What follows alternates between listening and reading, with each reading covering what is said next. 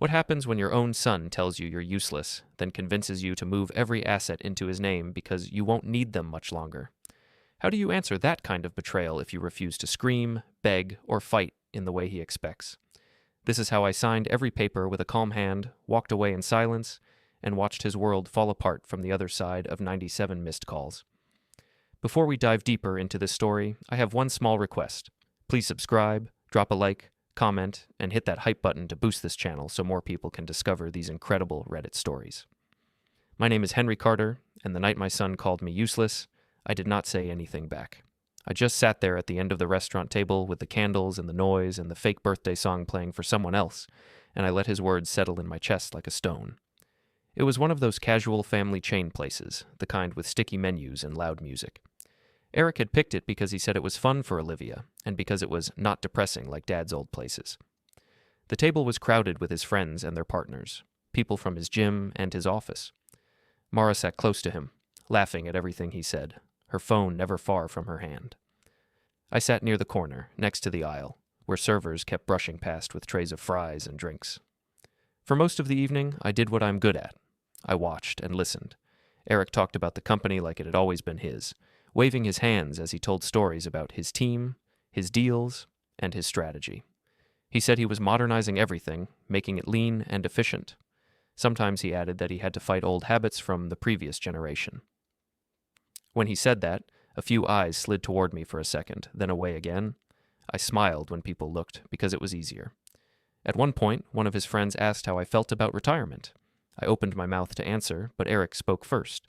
He said his father was basically done now, that I just came by the office to chat and drink bad coffee. He called me the mascot of the company.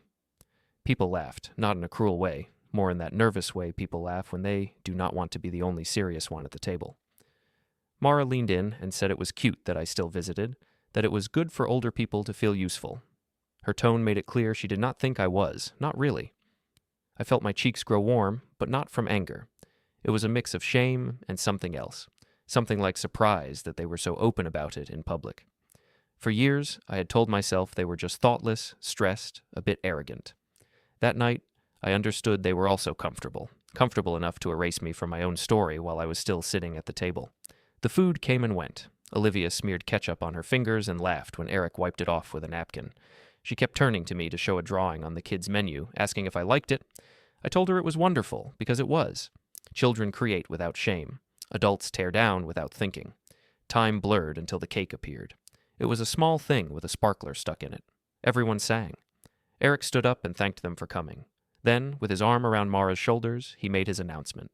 He said that from now on, he would be the official head of Carter Logistics. He said I was stepping back completely. He said this as if it were some grand surprise. In reality, he had pushed himself into the managing director role months ago, while I quietly allowed it, thinking it was time to let him lead. But the way he told it that night, it sounded like he had rescued a failing business from a tired old man. He said I had been wise enough to get out of the way, and that now it was his turn. Someone raised a glass, someone clapped. Mara added that this meant they could finally move the company into the modern world without old systems and feelings getting in the way. Then Eric laughed and made the line that would stick with me. He said if we were honest, I was useless for the hard parts now, but that he still loved me as a dad. The table laughed again. I felt something inside my chest stop and then start again. Useless, not tired, not ready to rest. Not stepping back with dignity. Useless. A server walked by with a tray and bumped my chair. I used the movement as an excuse to look away for a moment and steady my breathing. Across the room, by chance, I saw Nora sitting at another table with her husband.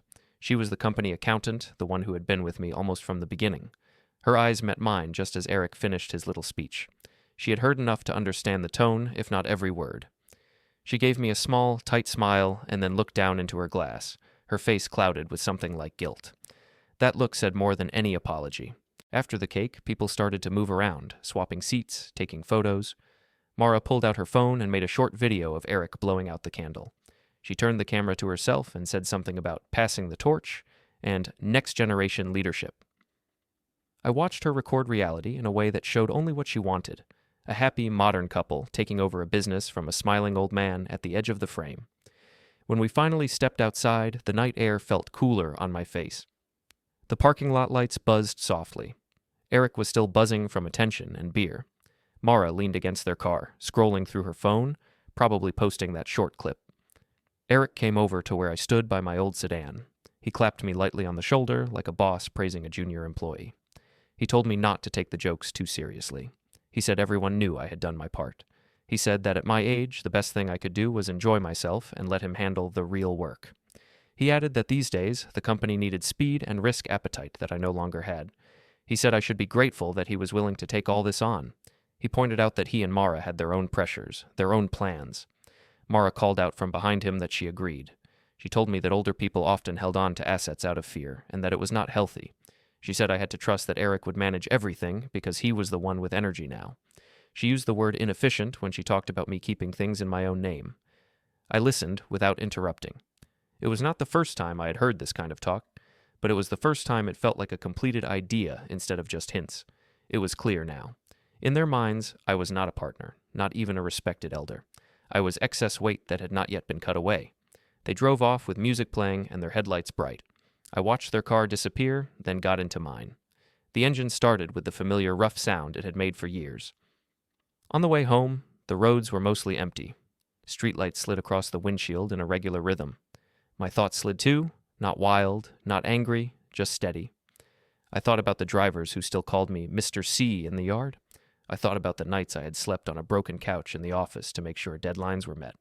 I thought about the early days when the company was just a phone, a rented truck, and my own back. And I thought about the word useless, dropped so easily in front of people who barely knew me. I did not hit the steering wheel, did not shout or cry.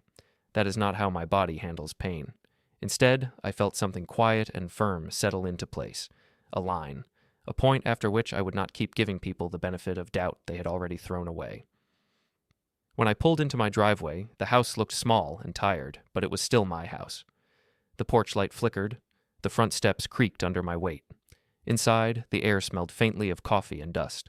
I left my jacket on the chair in the hallway and went straight to the kitchen. The clock on the wall showed almost 11. I made a cup of tea, more out of habit than thirst, and sat at the table. The wood under my hands was worn smooth from years of bills, plans, and late-night worries. I looked at the empty chair across from me, where Linda used to sit before the divorce, and then at the corner where little Eric had once drawn pictures while I checked invoices. Time changes rooms, but some marks never leave.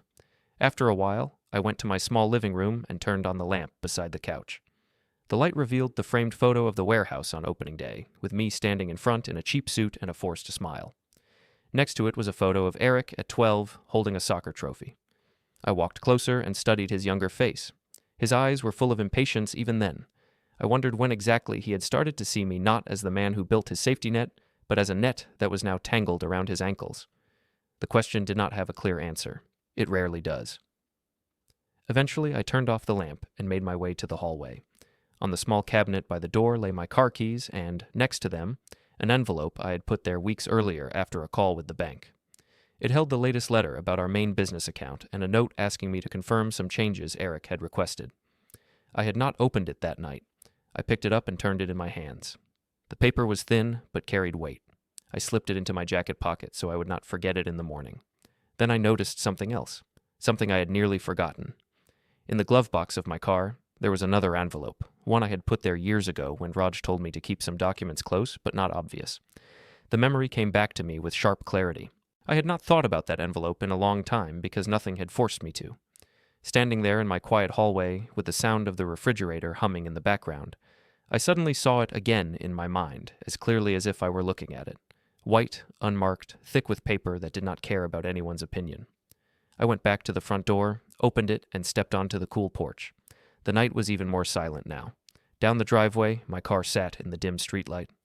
I walked toward it slowly, feeling the rough surface of the concrete under my shoes.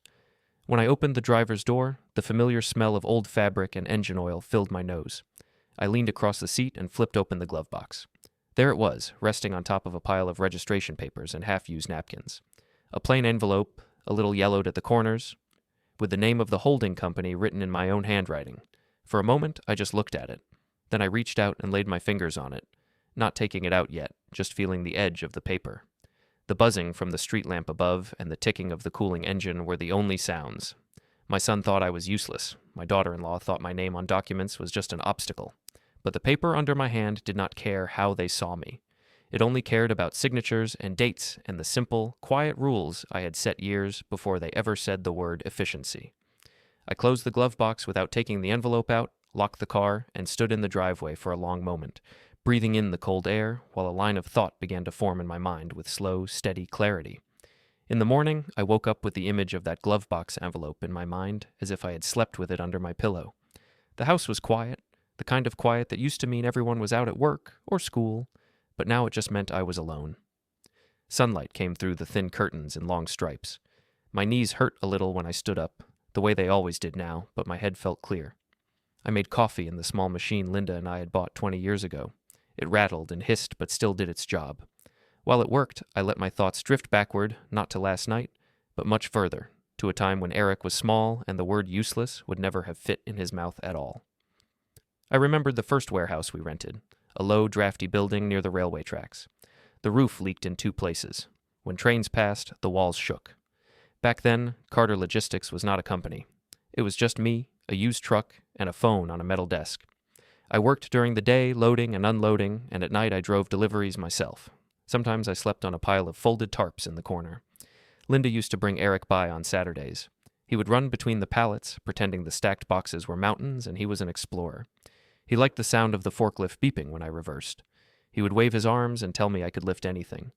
In those years, every invoice mattered. Every late payment meant something on our table might disappear.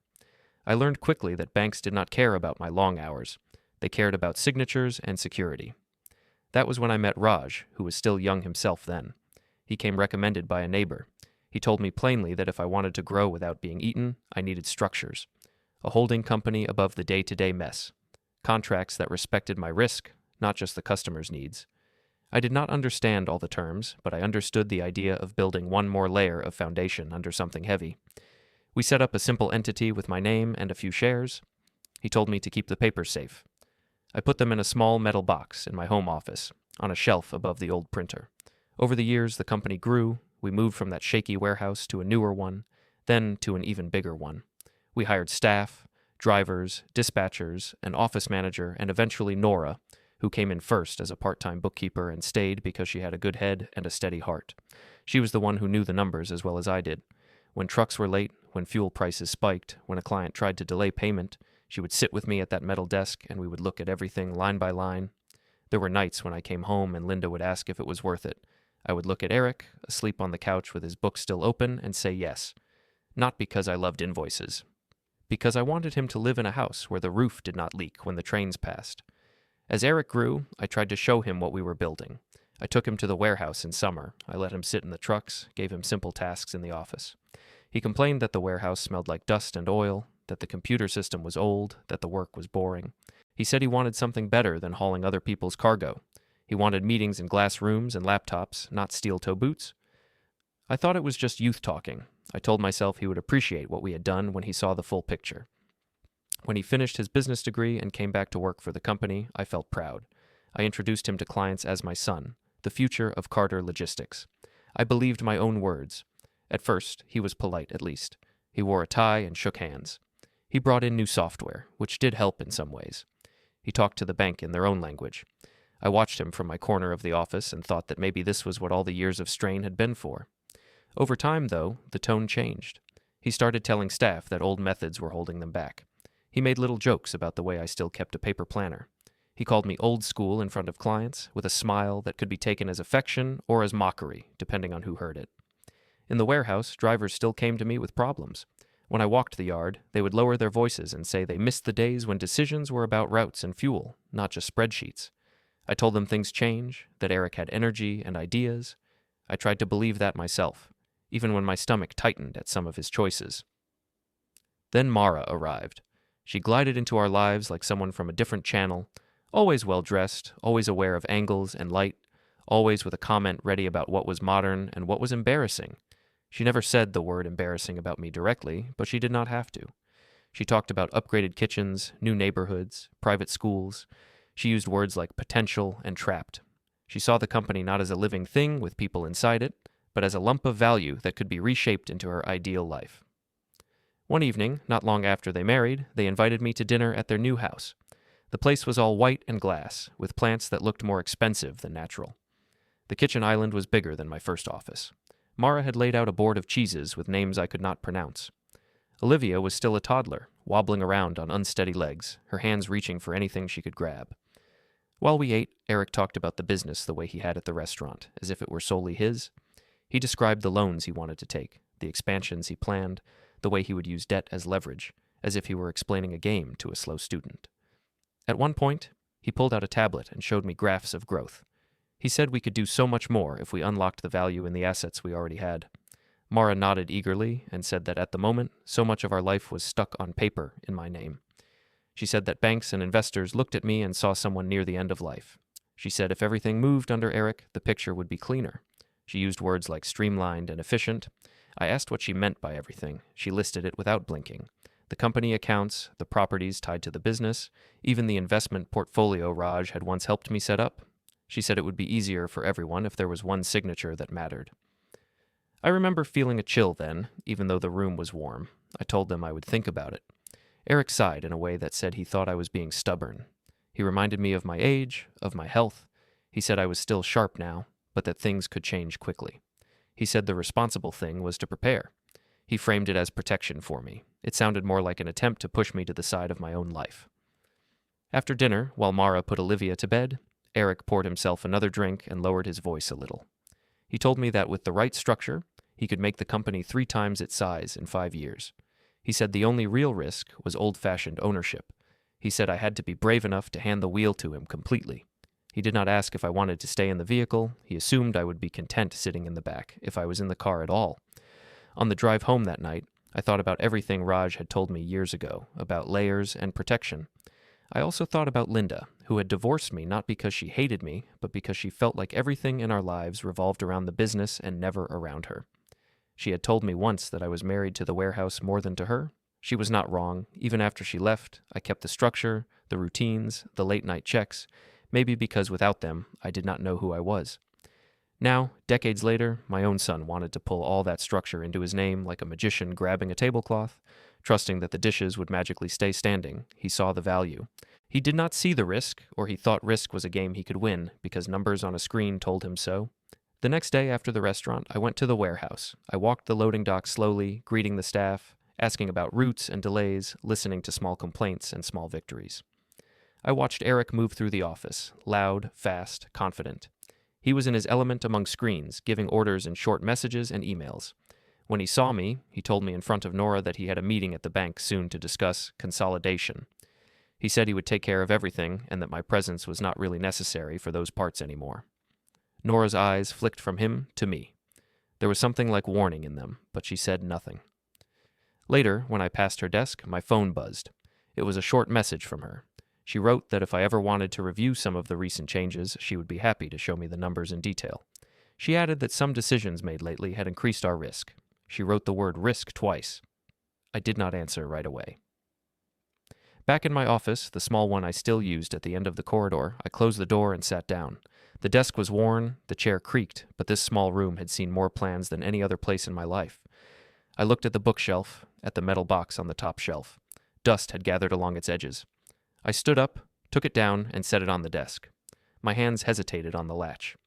Part of me did not want to open it, because opening it meant admitting that my son might be acting not just like a thoughtless young man, but like someone who could harm me if given the chance. Still, the words from the night before were fresh in my ears. Useless. Mascot. Old generation. I opened the box.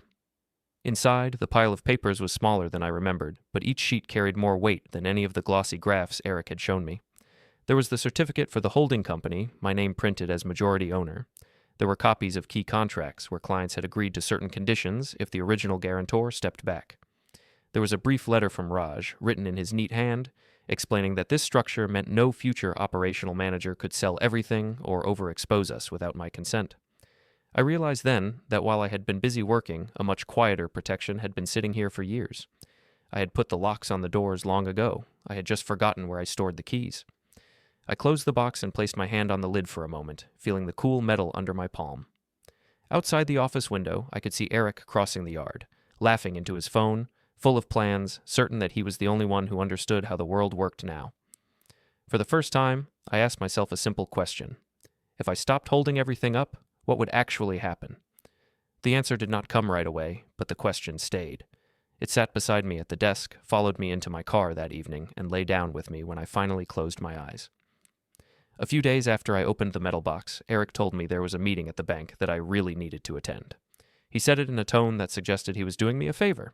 He came into my small office at the warehouse without knocking, leaning in the doorway with his phone in his hand. He explained that the bank wanted to talk about efficiency, about consolidating accounts, and making the structure match the reality that he was now in charge. He said it would all be easier if I were there to sign things and reassure the manager that he was not acting against my wishes. I watched his face as he spoke. He did not look like a son asking for his father's help. He looked like a man closing a deal and needing one last checkbox ticked. I asked him if there was any rush. He said yes, of course, there was always rush, that the bank was moving quickly and that we could not afford to look indecisive. He added, almost as an afterthought, that the more I delayed, the more it made him look like he was dragging dead weight behind him. Dead weight, another phrase to place next to useless. I nodded and said I would come. When he left, I did not open the metal box again. I did not want to sit and stare at those old papers until they blurred. Instead, I walked slowly through the warehouse. I touched the side of a truck as I passed, feeling the metal cool under my fingers. I watched drivers joking near the time clock, heard Nora answer a phone call with calm patience. The company felt solid to me, heavy in the right way, like something that had grown roots. Yet, in a different room soon, it would be turned into lines on a screen and risk percentages. I knew then that the meeting at the bank would not just be about numbers. It would be the real test of how Eric saw me and how I chose to answer that. On the day of the meeting, I wore my best shirt, the one Linda had bought for me for a cousin's wedding years ago. It was a little tight around the neck now, but still clean and simple. Eric arrived at my house to pick me up. He was wearing a tailored jacket and a watch that probably cost more than my old sedan. In the car, he talked quickly about the bank manager, about how they liked him, how they understood his vision. He said this meeting was mostly a formality. He said the bank needed to see that I trusted him enough to move everything under his control. He did not say those last words exactly like that, but that was the message. I watched the city slide past outside. We parked in the underground garage of the bank's main branch, the concrete echoing with footsteps and distant doors closing. Upstairs, the manager's office was glass and chrome, with a view of the river. There were 3 chairs on one side of the desk and one big chair on the other. The manager, a man named Valdez, stood up when we entered and shook my hand with the kind of respect you give to someone whose file you have read many times. He thanked me for coming, said he had heard a lot about my work building the company. He also said he was excited to see the next generation taking over. Eric smiled at that and sat down before I did.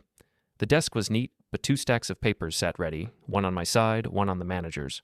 Pens lay on top of them like small spears. Mr. Valdez started by talking about how markets had changed, how the bank needed clear lines of responsibility.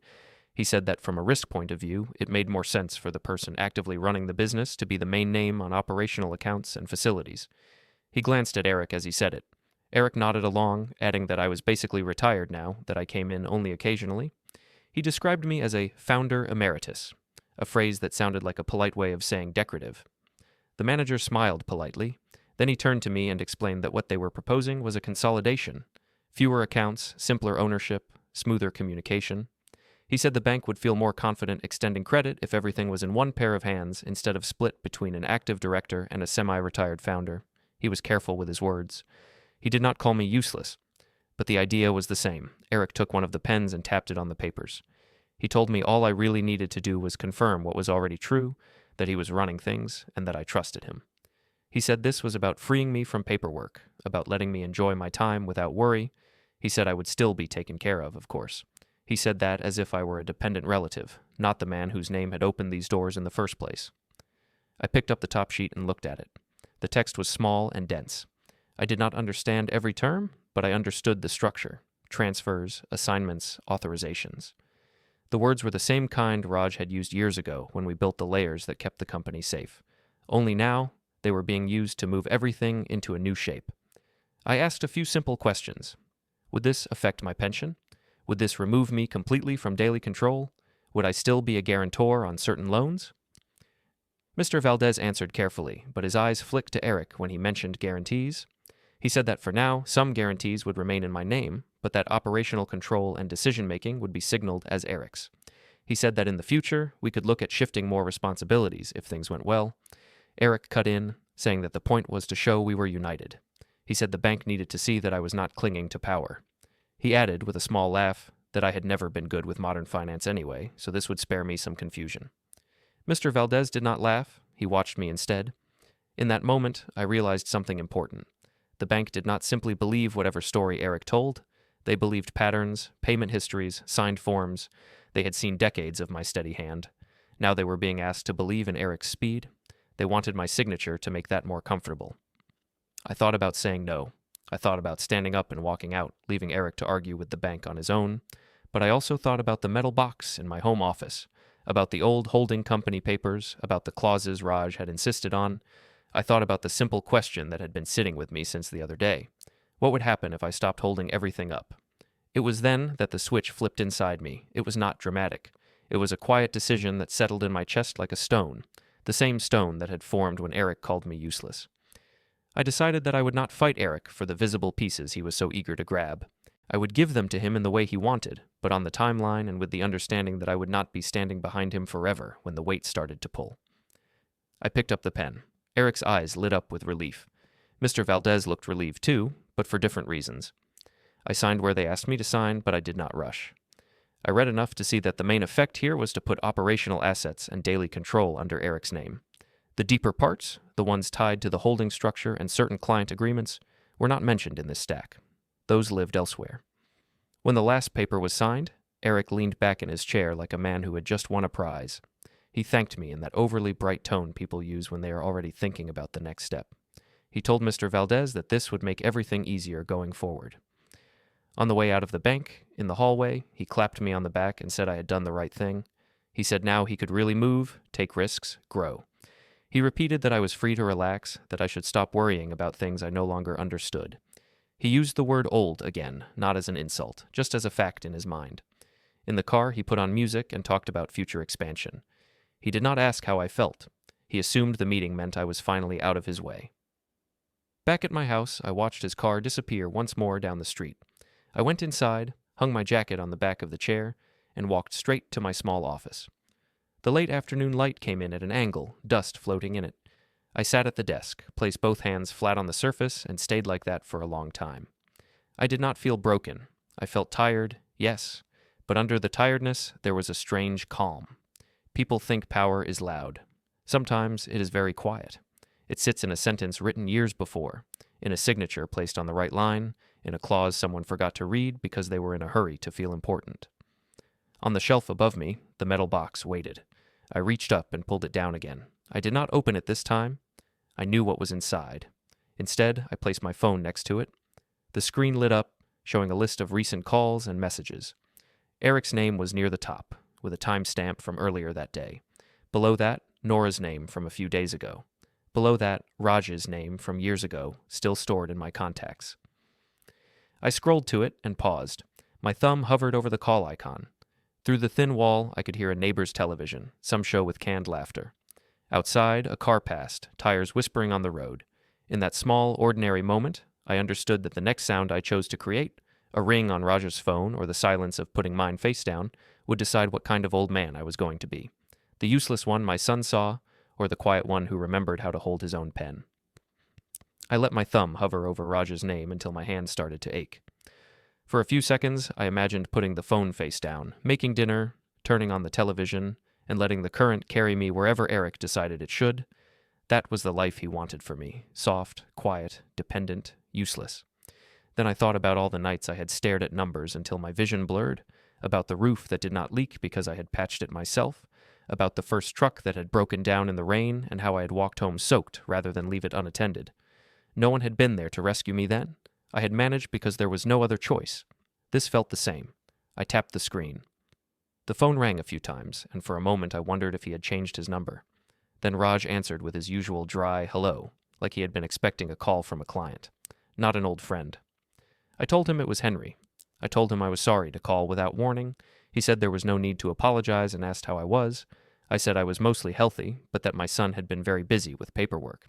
He went quiet in the way that meant he was listening seriously. I did not rush. I told him that the company had grown, that Eric had taken over as managing director, that the bank had held a meeting where they moved most operational things into Eric's name. I did not hide the word useless. I told him that my son had said it in public, that he had pushed for everything to be consolidated under his control because I did not understand modern finance. Raj did not gasp or swear. That was not his style. He simply asked questions. Did I still have the metal box? Were the holding company papers inside?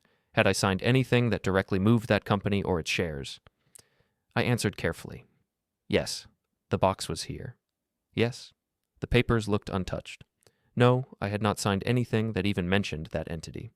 He asked if I could come to his office the next day with the box. He said we would have coffee and look at the map together. That word, map, helped. It made everything feel less like a storm and more like a road we could still choose. The next morning, I took the box with me on the bus. I did not drive. I wanted the time to think. The metal felt heavier than it should have on my lap. Raj's office was in a mid-rise building downtown with an elevator that smelled faintly of cleaning products. The waiting room had pale chairs and framed degrees. When he came out to greet me, he looked older, with more gray in his hair, but his eyes were the same. Calm, sharp, patient. We sat in his small conference room. I placed the metal box on the table and opened it. He slid the papers out and arranged them in neat piles. He read in silence for a while, only occasionally tapping the corner of a document with his finger. Then he looked up and told me what I had half hoped, half feared to hear. He said that Eric had done a lot, but not everything. He explained that the visible assets, the buildings, the trucks, the company accounts, were now largely under entities Eric controlled, but the holding company still sat above key parts of the structure like a quiet parent over noisy children. The main long-term contracts, the rights to the company name, and certain client agreements still tied back to that older layer. He reminded me that we had set it up that way on purpose, to protect against a future where a manager might try to overextend. Back then, we had not imagined that manager would be my own son. He talked about guarantees and loans. He said that many of the bank relationships still involved my name, not just as a symbolic founder, but as a guarantor. He said that as long as my guarantee remained, the bank saw stability.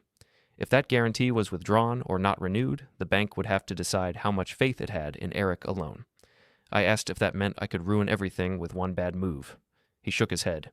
He said this was not about pushing a red button, it was about choosing whether or not to keep holding up a structure someone else was happily loading more and more weight onto. He asked me what I wanted. It was such a simple question that it felt strange coming from a lawyer. I told him I did not want revenge. I said I did not want to see staff lose their jobs if it could be helped. I said I did not want to break what I had built just to prove a point.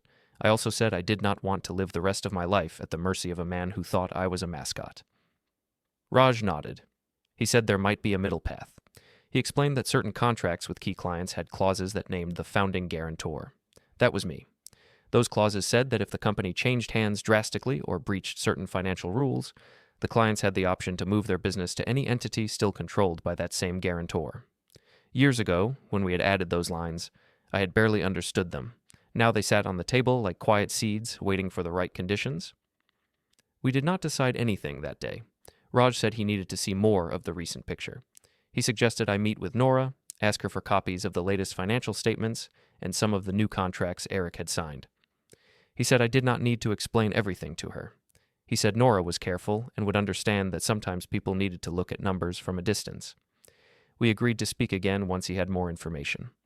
Outside, the street felt different. The same cars, the same people, but I walked among them with a new awareness. Power was not just in the loud announcements Eric made at restaurants.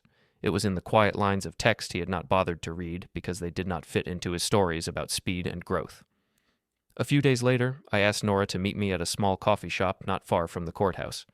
It was a place with scratched tables and chipped cups, the kind of spot where no one cared who you were as long as you paid for your drink. She arrived with a thick folder tucked under her arm, her face serious.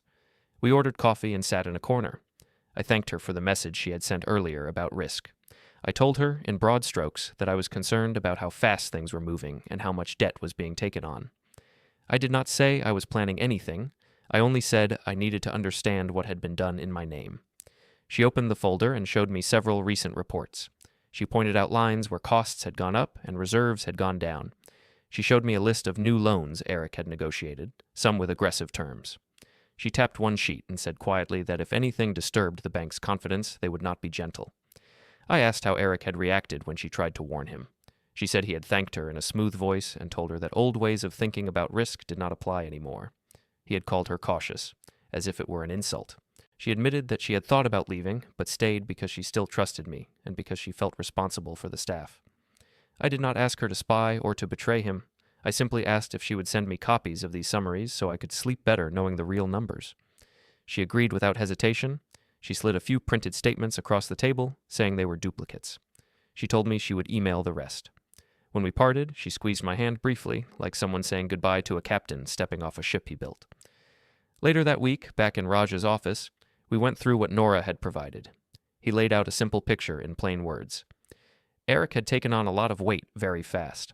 The company could survive it if cash kept flowing and if the bank stayed friendly, but that friendliness depended on a history that was mine, not his. Raj suggested some steps.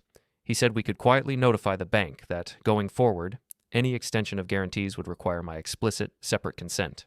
He said we could register certain protections around the holding company so that if conditions in those client contracts were triggered, business could move without needing Eric's signature. He stressed that nothing we did would break the law or surprise the bank. People like Mr. Valdez cared about clarity more than loyalty. If we told them calmly where the lines now sat, they would adjust. We spent an afternoon in a building near the courthouse where offices smelled of paper and toner. Raj spoke to a clerk while I stood in a lobby with gray chairs and a vending machine humming in the corner. He came back with stamped forms in a manila folder. He told me that from this point on, the world on paper would slowly start to match the decision I had made in my head, that I would no longer be the invisible net under Eric's tightrope. As we stepped outside into the late light, my phone buzzed in my pocket. I pulled it out and saw a new email notification. It was from the bank. The subject line was short and polite. It said, "Relationship Review Meeting Request." The message inside invited both me and Eric to a session at the head office to discuss the updated structure and future support expectations. A date and time were already proposed. At the bottom, there were two buttons, accept and decline. I did not press either yet. I stood on the sidewalk with people brushing past, holding the phone in my hand while the screen glowed, knowing that whatever I chose to do with that invitation would decide who really carried the weight in our story from that point on. I forwarded the bank's email to Raj and then sat at my kitchen table staring at the screen. The subject line was harmless enough, just a relationship review. The body talked about structure, support, and future plans. But between those lines, I could see the real question. Was the old guarantee still there under the new shiny sun? Raj called a short while later. He said he had read the message and that it was not unusual. The bank wanted to see who really stood behind the company now. He asked what I wanted to do. I told him the truth. I said I did not want to sit in a glass room while my son spoke over me again. I said I also did not want to pretend I would keep backing every risk he took without limit. Raj was quiet for a moment. Then he said we did not need to make a scene. We did not need to storm out or shout. He said sometimes the most powerful thing you can do is simply not show up where people assume you will always be. He suggested I send a short, polite reply saying I was stepping back from active involvement and that Eric, as managing director, would handle future discussions. He said this would make the bank look at Eric directly, without my shadow behind him. I read his suggestion twice. It felt almost too simple. No big speech, no accusations, just a few lines. But then I pictured Mr. Valdez sitting at his desk, seeing my email and realizing that the man whose steady name had been on his reports for decades would not be at that meeting. That was not nothing. I wrote the message slowly, with care. I said that I appreciated the bank's support over the years. I said that I had stepped back from daily operations and wanted my son to handle ongoing discussions. I added that any future personal guarantees from my side would need separate review at a later date, not as a routine expectation. It was a small sentence, but it drew a clear line. When I hit send, I felt a strange mix of fear and relief. Fear, because I knew I was loosening my grip on something that had defined my life. Relief, because I was also loosening the rope that tied my neck to my son's choices. That afternoon, I went to the warehouse one more time. I walked the floor, talked to drivers, stood on the loading dock, and smelled diesel and dust. I tried to fix every detail in my memory. The clatter of pallets, the echo of footsteps, the way Nora's laugh sounded when someone made a small joke near her desk. In my office, I opened the drawers and looked at everything with a simple question in mind. Do I need this to be myself? Most of the answer was no. Old notebooks went into a box for recycling. A few photos went into my bag, one of the warehouse on opening day, one of Eric as a boy with a missing tooth, holding a soccer ball as big as his chest. I placed them between two pieces of cardboard so they would not bend. I left the desk clean.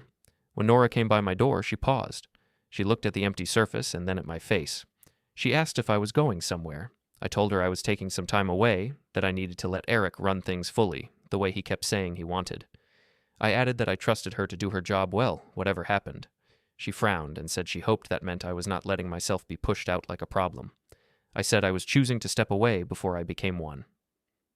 She did not look comforted, but she nodded. As she turned to go, she hesitated and told me that Eric seemed very sure the bank would approve everything. She said he had already talked openly about using new credit to expand even more. She used the word aggressive. I thanked her and told her to look after herself. On my last day before the bank meeting, I did something that felt almost like betrayal, but only if you looked at it from Eric's side. From mine, it was self-defense. I booked a cheap room at a budget hotel near the bank, the kind with thin walls, worn carpet, and a vending machine that only took coins. I checked in with a small bag and my metal box. The woman at the desk did not care who I was. To her, I was just another guest. In the room, I put the box on the small table, sat on the bed, and called Raj. We went over what would happen the next day from his point of view. He would attend the meeting as my legal advisor, but not as my shadow. He would watch how the bank reacted to my absence and to the confirmation that any future guarantees were not automatic. He might not even need to say much. The structure we had already set in motion would do most of the talking. I did not ask him to describe every possible outcome.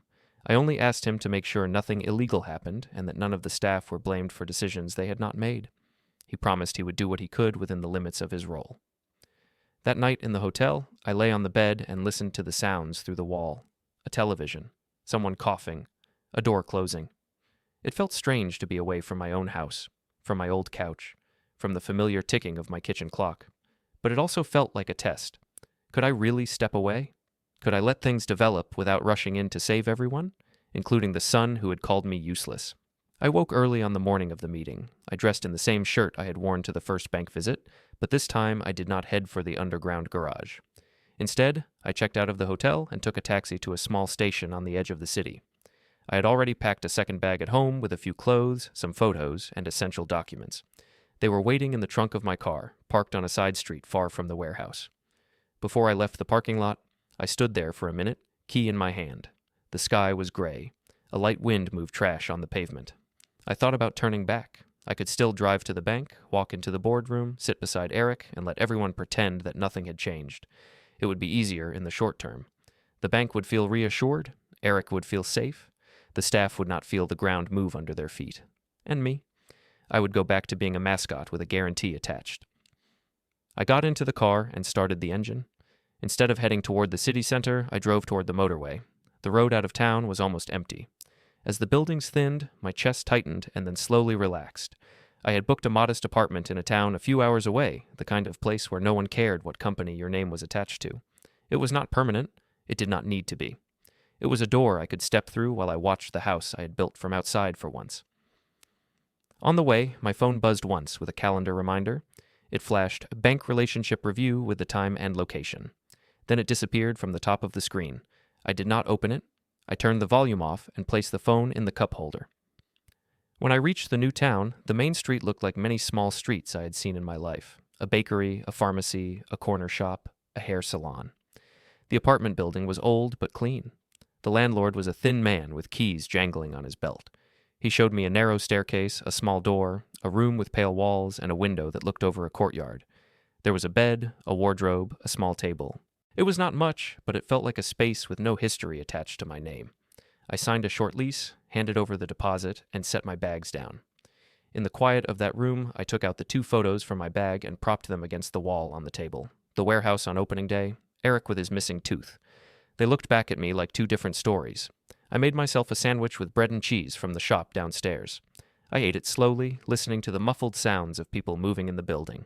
Somewhere a child laughed. Somewhere a radio played a song in a language I did not know. Time moved. At some point in the afternoon, I knew the bank meeting would have started. I pictured the boardroom. Mr. Valdez at the head of the table. Eric in his best jacket, ready with phrases about growth and modernization. An empty chair where I used to sit. Maybe Raj in a corner, calm and watchful. I wondered how long it took before they realized I really was not coming. Another hour passed. I cleaned the small kitchen and unpacked a few clothes into the wardrobe. I opened the metal box one more time, not to change anything, just to see the papers that had guided this quiet escape. Then I closed it and slid it under the bed. Evening light began to slide across the floor. I finally picked up my phone. The screen lit up with a flood of notifications I had not heard, bank emails, message previews, missed calls. At the top was a new notification from the bank app itself, a short line saying there had been changes to one of the company's main facilities and that further contact was required. The phone vibrated once more in my hand and then grew still. I set it face down on the table, the dull sound of plastic on wood echoing in the small room, and sat back in the chair, waiting for the storm I knew was already forming somewhere far behind me. It did not take long for the storm to reach my little apartment. The next morning, just after I finished my coffee, the phone rang with a familiar number. I let it buzz 3 times, then answered. It was Raj. His voice sounded the same as always, calm and dry, but I could hear a layer of tiredness under it. He said the meeting at the bank had been interesting. He used that word, interesting, the way some people use the word dangerous. He told me that when Eric walked into the boardroom and saw my empty chair, he had tried to joke about it, saying I was old and forgetful. Mr. Valdez had not laughed. According to Raj, the banker had asked in a very neutral tone if I was still prepared to back the company personally, the way I always had. Raj had then explained, on my behalf, that I had stepped back from daily involvement and that any future guarantees would need separate discussion, not a simple assumption. He said the room had gone quiet at that point. He told me Eric had tried to insist that nothing had really changed, that he now held every asset, and that the bank should trust him because of that. Mr. Valdez had listened, then turned a printout around to show him something. Raj said he could not see the paper from where he sat, but he knew what it was. It was the list of facilities, the loans, and the note that most of them had been approved based on my history, my guarantees, my pattern. Without that, the bank's view of the risk was very different. Raj said the bank did not shout, did not threaten. They simply used their own tools. They froze certain credit lines pending review. They scheduled follow-up calls with higher-level risk officers. They asked for updated financials and reminded Eric about covenants he had signed, covenants he had skimmed over when he was chasing growth. Raj told me that in that room, Eric's confidence slipped. He had seen it in the way my son's hand tightened around his pen, in the way Mara's smile, when she joined later by video, did not reach her eyes. Raj also mentioned something else. He said that after he left the bank, his office had started receiving messages from a few of our oldest clients. They had heard somehow that there were changes at Carter Logistics. They wanted to confirm what those changes meant. Raj had directed them to the clauses we had put into their contracts years ago, the clauses about the founding guarantor. He said that once those lines were read again, some clients had chosen, very quietly, to exercise their option to move their business to any entity I still controlled. He reminded me that this did not happen in one dramatic moment. It would be a process. But the first emails had already gone out. He told me this not to gloat, but to keep me informed. He said the structure was now doing what it had been designed to do, protect the man who built the base when someone else tried to overload it. I listened to all of this in silence, sitting at the small table in the pale room. Outside the window, someone was hanging laundry on a line. A child's shirt flapped in the breeze. I asked Raj if any of this was likely to hurt Nora or the drivers personally. He said the bank cared about numbers, not faces, but that in most cases staff would be given time to adjust. He reminded me that I could not control every outcome, only my own part. Before he hung up, he said one more thing. He told me that whatever happened next, I should remember that I had not set any trap. I had simply stepped away and let the weight rest where it naturally fell. After the call, the room felt both heavier and lighter. He had not described ruin. He had described consequences. They were different things. I put the phone down and tried to go about the day. I went to the small shop for bread. I sat on a bench near the square and watched people go by. For a while, no one called. Then, around midday, the screen lit up with Eric's name. I let it ring out. A few minutes later, it rang again. I still did not answer. A message arrived. He wrote that we needed to talk, that the bank was overreacting, that there had been a misunderstanding. He said the situation was serious and that I had to fix it.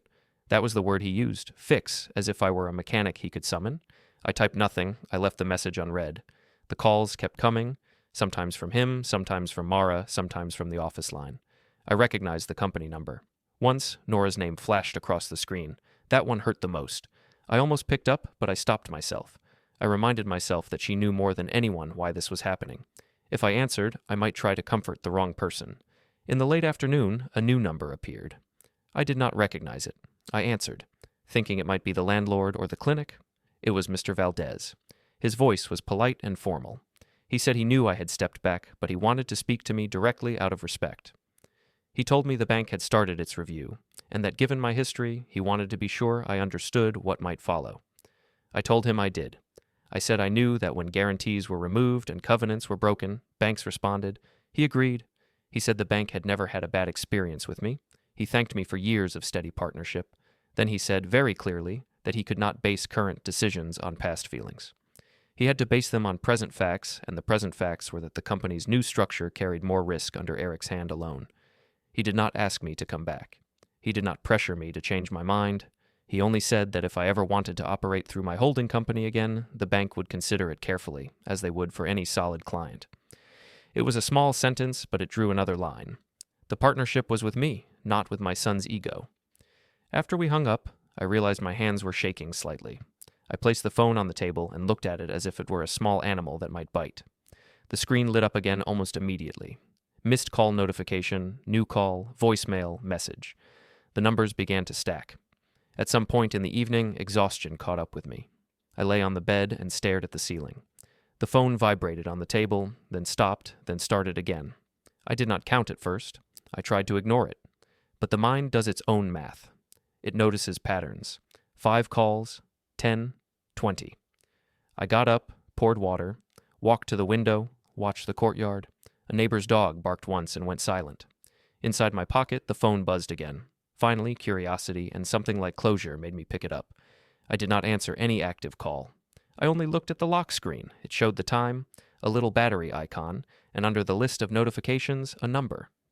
97 missed calls. Some from Eric, some from Mara, some from the office, some from numbers I did not know, likely the bank and suppliers. There were also messages. Long ones I could see the first lines of.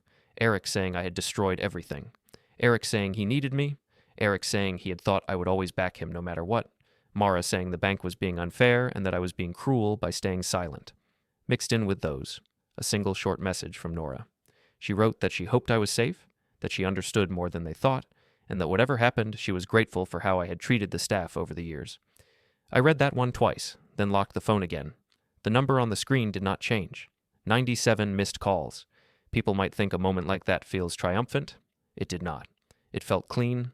It felt like a hard floor finally appearing after a long fall. Not soft, not comfortable, but real.